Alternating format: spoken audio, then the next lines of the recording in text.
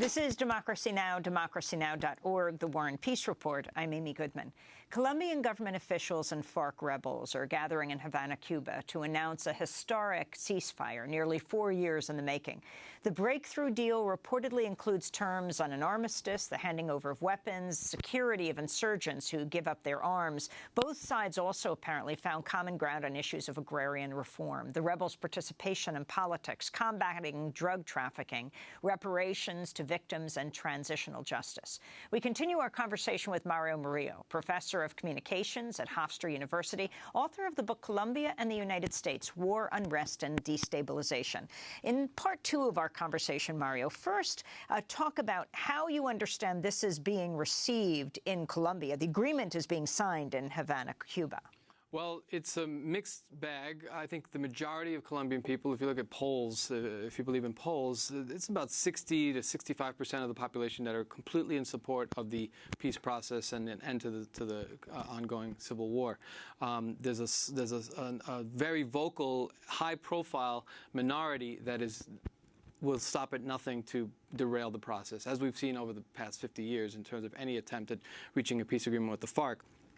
And it's personified perhaps most visibly by the former president and current senator, the right-winger Álvaro Uribe Vélez, who has a platform of the mass media as well as social media and all the other forms to really derail the process and criticize any attempt. He called the government and the President Santos, his former defense minister, a traitor. He talked about this as an amnesty for terrorism. And there's a lot of people in the Colombian political and economic establishment that are on his side.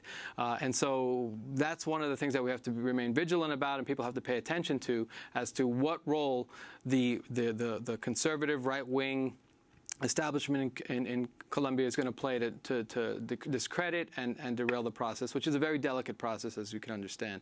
But from the progressive perspective, from the perspective of the social movements, which we never hear about in any of the coverage, and in fact, the last couple of weeks, since the end of May, there was a mass mobilization, what they call the paro agrario, which was a kind of a civic strike on a national scale, represented by the indigenous movement, the Afro-Colombian movement, the peasant sectors, farmers, a broad cross-section of Colombia, the trade union movement, students, women's organizations across the country, mobilizing not against the peace process, but against the way it had unfolded, not against ending the conflict. They're all applauding the fact that the weapons are going to hopefully be silent, at least the weapons of the government and the weapons of the FARC, because there's many other weapons on the ground and sectors that are still carrying out acts of violence against civilians in the countryside.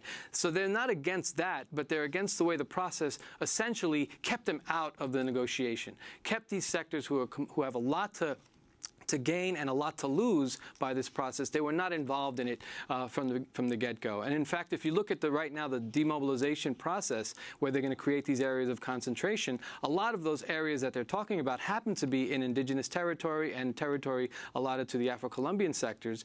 And so the question is, why aren't they involved in the negotiation if we're talking about demobilizing guerrillas in their territories? I mean, that's a minor aspect of it. There's also the other agreements that were signed off on earlier in the process. For example, one of the most historic components of the agreement was the agrarian issue.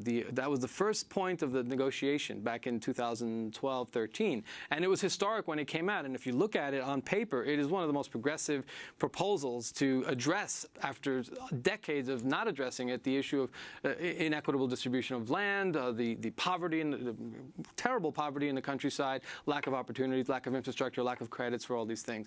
That was addressed, and it was very nice what it looked like on paper. But what you see on the other hand is you see the Colombian government opening up possibilities for mass privatization of a lot of these territories. You look at the expansion of monocultivos, in other words, mass-scale agribusiness, soy, African palm, sugar, corn. That's not directed at the small farmer and the small peasant communities. We're talking about massive scale, both domestic and international investment in those areas. So while they're talking about land reform, they're also pushing forward this neoliberal agenda that really has always been part and parcel of the Colombian economic model. So the communities have been protesting. 2013, they carried out a civic mass action to precisely address that issue. 2014, they followed up on that as well. And then most recently, over the last 3 weeks, leading up until June 15th, where they carried out another mass protest against it. This is not being covered in the mainstream media. You don't hear about it anywhere in the U.S. media, and even in the Colombian media. It's focused on peripherally. And these are the issues that need to be raised if there's truly going to be some kind of foundational peace that's going to, last in Colombia. Now, there was a peace process back in '84, right, that was considered successful. How would this be different? There's been various attempts at peace over the years. I mean, in 1984 was perhaps the one that was most visible, that had the best opportunities and chances of success. Part of the issue was that the FARC at that point did have a political base that was pretty substantial. And in fact, in that process in 1984-85, there was the creation of this organization, a political organization that was essentially going to insert the FARC into the political landscape of Colombian electoral and participatory politics, and they created the Patriotic Union as part of this process. But the right-wing backlash from the military and from conservative sectors in Colombia, and with the support of the United States under the Reagan administration, essentially liquidated the Patriotic Union. Over the period from 1984 until 1994, in those 10 years, about 3,500 leaders, militants, activists from the Patriotic Union were massacred and killed.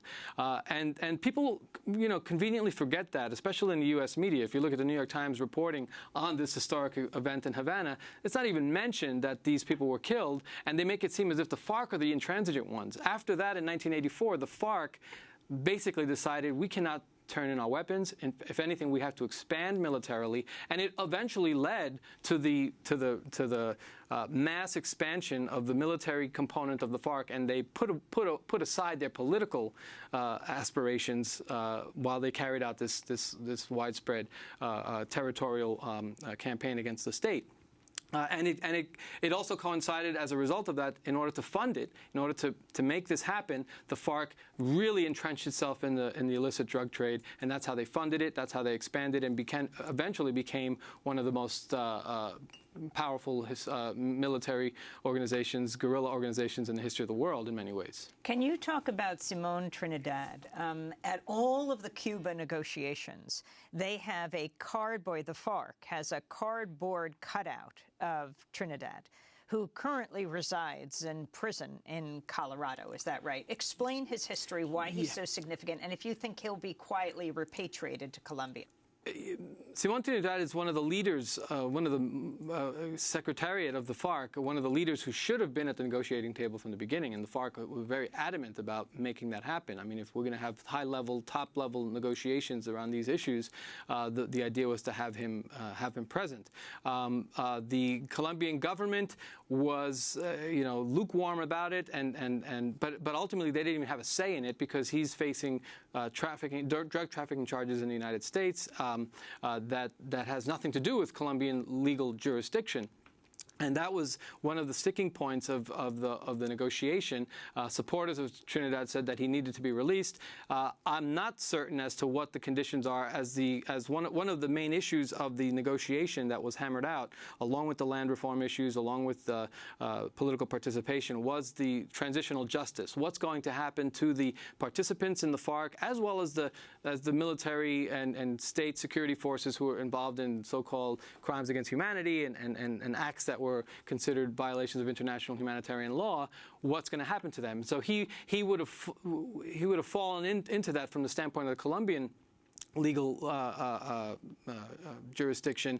But again, because he's under United States custody, it was almost apart from the issue. Now, whether or not there was some negotiation that involved U.S. justice as well as high-level officials, then that I'm not certain if that's going to come to fruition as a result of these talks. Now, we asked Daniel Garcia-Pena in the first part of our conversation, the former High Commissioner for Peace of Colombia, speaking to him in Bogota, about the significance of this taking place in Havana, Cuba. But I wanted to ask you about this as well. And did the U.S. beginning to normalize, of course, the embargo's not dropped, relations with Cuba have any effect? The significance, I mean, you've covered Cuba for so many decades as a journalist as well, what this period has meant. I think it's a major achievement. And again, if it wasn't for the Cubans, and I think to a lesser extent the Venezuelans and Chileans, who also were sort of kind of guarantors in this process, and the government of Norway, but if it wasn't for Cuba that was so adamant and about hosting it, as Daniel Garcia Peña clearly pointed out, and because it's interesting because Cuba was always looked at as the boogeyman. I mean, so the fact that they even, in Colombia in particular, that they supported the FARC for all these years, that, you know, they were the major financial and training and logistical training sources for the FARC over these years, the fact that they were open to that hospitality and that housing is very important. Now, most likely, and most of the reporting about it makes the link between the United States rapprochement with Cuba and the fact that they were directly involved in the Cuba talks, in the Colombia talks. I think the United States were kind of, so there was a lot of criticism of the United States for not taking a more active role earlier on in the peace process. They kind of latched on later in the process, but I think it is a major achievement, and Cuba should be applauded for it. So now this agreement has to go back to the people of Colombia. And talk about what you see, though you can't predict the future. You've certainly covered Colombia for decades. What you see happening in this referendum, in this campaign, and the role of the former President Uribe, who's going to oppose this and lead a movement against it, the U.S. role, will it be significant? The U.S. provides millions to Colombia and the military forces there. Yeah, I think on the, you can look at it from the standpoint of the demobilization, which is very precarious, very problematic, because we're talking about areas that the FARC have controlled or have been actively engaged in for decades. Many of the fighters don't know any other location. So to bring them into these areas of concentration and have them surrender weapons, we're not sure. Some people say it's going to take 60 days, but some people are talking about months, and most likely it's going to be years if we look at previous examples in Northern Ireland and other countries. So that demobilization process is going to be very, very complicated by the fact that you have these bandas criminales, these BACRIM, which are the kind of the recreation or the second coming of the paramilitary groups that were supposedly demobilized in 2007, 2008 under Uribe, still existing and still confronting militarily FARC and FARC supporters or FARC base communities. And so they're going to take advantage. These are folks who have no benefit, will benefit absolutely none by a peace agreement that's going to bring an end to the guns, and so they're going to continue to instigate. And whether or not the FARC are going to be able to step back, there's where the international community comes into play. What role the UN might play, what role other forces, other governments are going to play in trying to maintain that calm, because it's not going to be an easy thing. We've seen it before.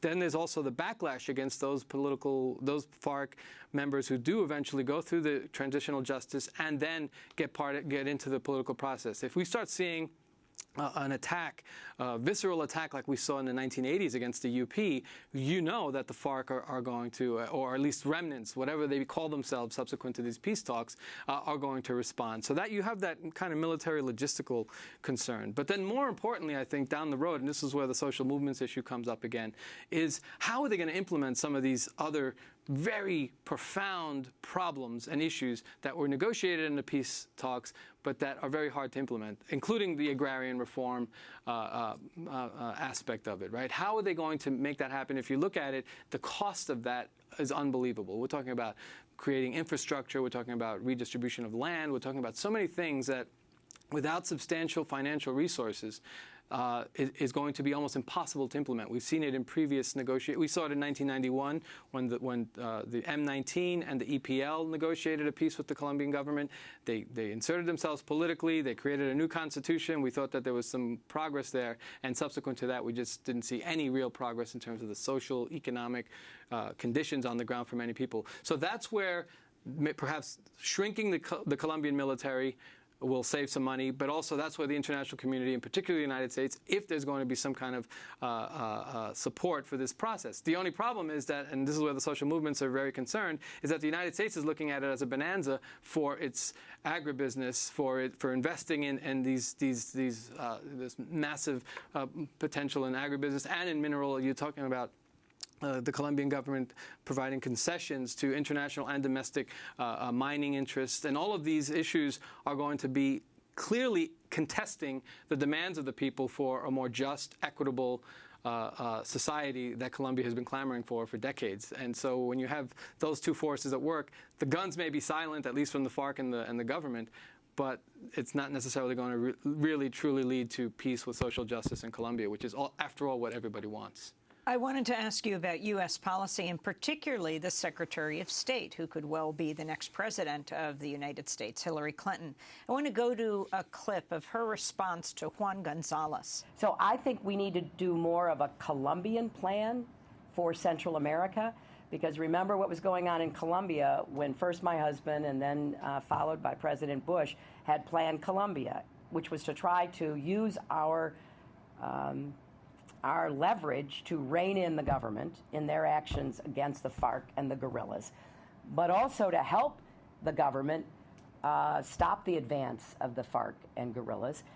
And now we're in the middle of peace talks. So that's Hillary Clinton, the presidential candidate, answering Democracy Now!'s Juan Gonzalez's question. But can you talk about the role of the Clintons and the role of Hillary Clinton in particular as Senator and Secretary of State in Colombia? The role of the United States in Colombia, particularly under Clinton, is very problematic. I mean, I read about it in the book back in 2001, 2002, when Andrés Pastrana, several administrations ago, prior to Uribe and prior to the current president Manuel Santos, when he came to power, he was elected on this idea of seeking peace, and his primary objective was to say, well, in order to resolve the issue of narco-trafficking, to deal with that issue of the problems in the countryside that lead farmers to go grow coca and eventually be part of this chain that ultimately, is the international drug trade that leads to the violence and the instability and the breakdown of the social structures and the state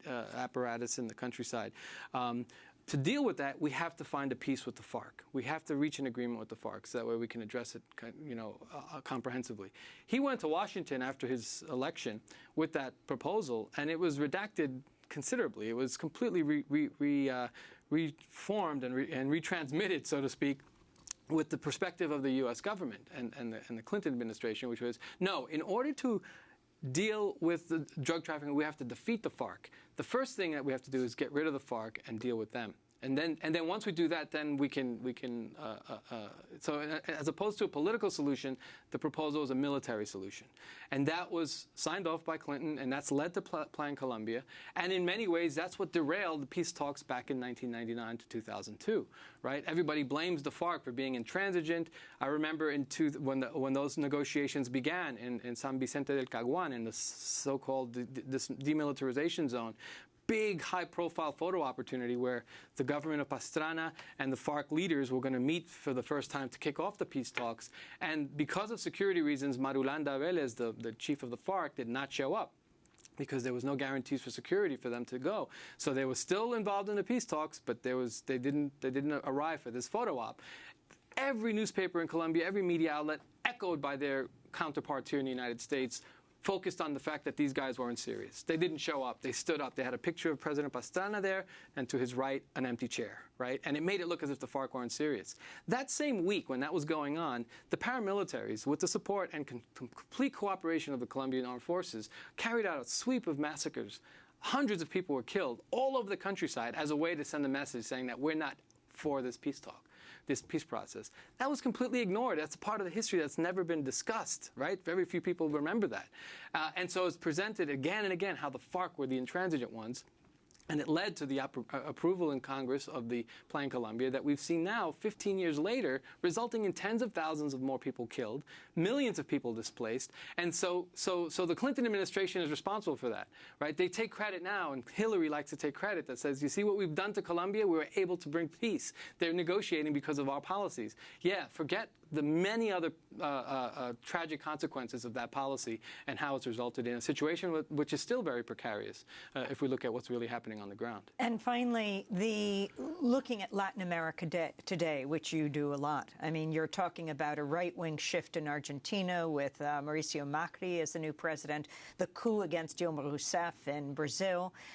It's not clear what's going to happen in Venezuela.